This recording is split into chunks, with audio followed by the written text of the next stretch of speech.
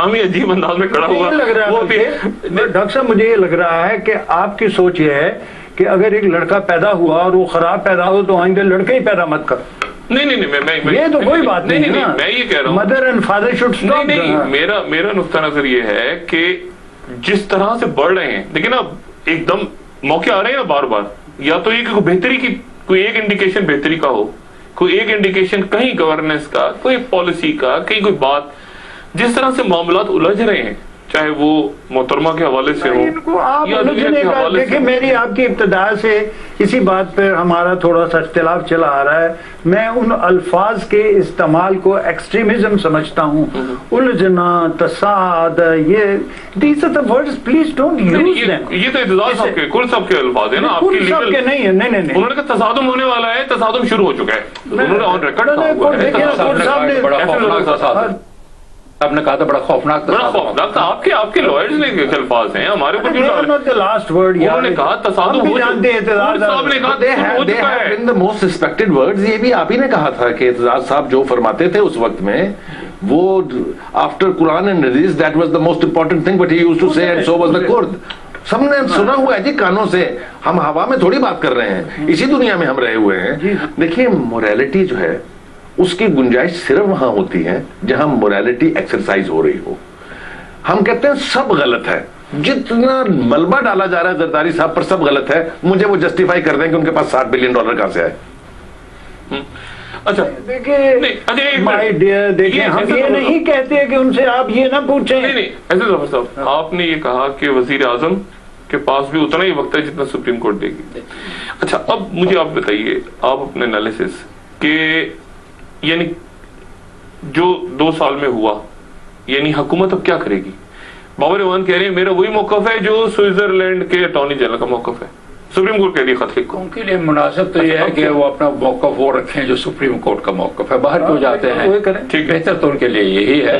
لیکن باہر کہنے کا شاید ان کا مراد یہ ہے کہ انہوں نے چونکہ کہا ہے کہ آپ کی پریزیڈنٹ کو ساورین امیونٹی حاصل ہے اور میں ڈیڈ باڈی بھی اب یہ دیکھیں نا، یہ سر یہ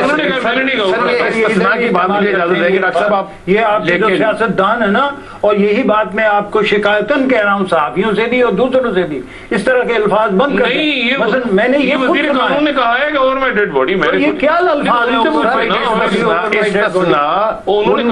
یہ غلط بات حوالگی اور گرفتاری کے حوالے سے ہے، پروسیڈنگز کے حوالے سے نہیں ہے. کیس انیشیٹ ہو سکتا ہے، اس کی پروسیڈنگ اگر یہ نہیں کرتے، سپریم کورٹ کو ڈیفائی کرتے ہیں تو کیا ہوگا؟ دیکھیے جی، مجھے بات ایک سمجھ بالکل نہیں آ رہی. انہوں نے تو صرف خط لکھنا ہے، سپریم کورٹ نے تو کچھ نہیں کہا. اب خط لکھنے میں کیا اس کے مضمرات ہیں جو ان کو آ جاتا ہے ان کا جواب وہی کہ بھائی نہیں چلا سکتے ہم، جو چاہے کریں. تو میرا خیال ہے کہ اس لیے میں پہلا چانس استعمال کر رہا ہوں، اور وقت بھی میں نے مقرر کیا کہ سپریم کورٹ کتنا دیتی ہے. پہلا چانس پرائم منسٹر صاحب کو دینا چاہتا ہوں کہ اگر وہ اس معقولیت کو سمجھ لیں کہ انہوں نے تو صرف لکھنا ہے، ٹھیک ہے، اور اس کے بعد جو بھی اس کے مضمرات ہیں لکھنے کے وہ جانے اور دوسرے جانے، وہ کم از کم سپریم کورٹ کے فیصلے کا احترام کرتے ہوئے یہ کارروائی اگر کر دیں تو ممکن ہے کہ ان کا بھی اعتبار بڑھے، ان کا بھی اعتبار بڑھے، اور وہ ماحول جو بہت بگڑ رہا ہے اس میں کچھ وقفہ ملے، ہمیں اسپیس ملے گا. اچھا، لیکن وہ اسپیس تب ختم ہوگی جب عوام کو سہولتیں ملے گی. ابھی تک عوام کو کوئی سہولتیں نہیں. اب آپ یہ بتائیں کہ یہ تو آپ نے کہا کہ ایسا ہونا چاہیے، آئیڈیل ہم بھی چاہتے ہیں، ہم یہاں پر رک جاتے ہیں. کیا ایسا ہوتا نظر آ رہا ہے پارلیمنٹ تاریخ؟ اب میں ایس ایس ظفر صاحب سے وہ ہسٹوریکل جو سارا آپ نے سلسلہ دیکھا جہاں اس وقت کھڑا ہے سارا نظام، یہ ہوتا نظر آ رہا ہے آپ کو؟ میں آپ سے یہ عرض کر سکتا ہوں کہ پارلیمان میں چونکہ بیٹھا رکھتا ہوں، دیکھتا ہوں، ملتا ہوں، مجھے ان کے پارلیمان میں جتنی بھی پارٹیاں اکٹھی ہیں یا پیپلز پارٹی ہے، ان میں وہ سوچ کا ایک ہونا دکھائی نہیں دیتا. اچھا، ایڈ ہاکزم بہت دکھائی دی ہے. اچھا، اور جب ایڈ ہاکزم ہو تو prime minister must be in great difficulty to make a decision. اگر اس کے پیچھے فوج پوری موجود ہو تو فیصلہ ہاں یا نہ میں اس کے لیے آسان ہوگا. لیکن مجھے ایسا نہیں دکھائی دیتا کہ prime minister can carry all his members together with him in the parliament. So he will be in very great difficulties but let's hope he can pass the bridge. اچھا، نہیں یعنی پرائم منسٹر ڈیفائی کرے presidential camp کو؟